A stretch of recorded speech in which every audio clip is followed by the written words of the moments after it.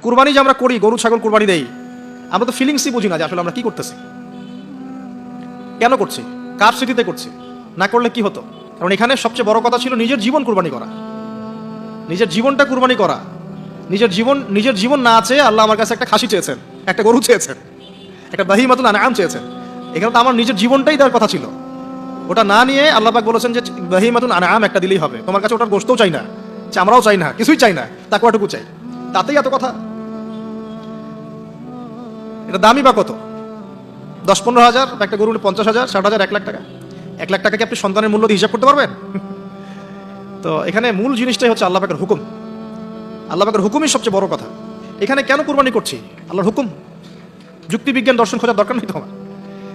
তো এবার আল্লাহ রাব্বুল আলামিন কিভাবে বলছেন কোরআনে?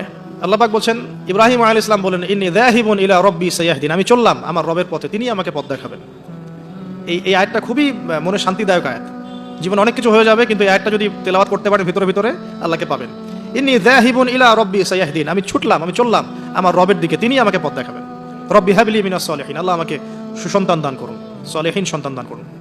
ফাবাশশারনাহু বিগুলামিন হালিম, আল্লাহ বলছেন আমি তাকে সহনশীল সন্তান দান করলাম, সহনশীল সন্তান দান করলাম।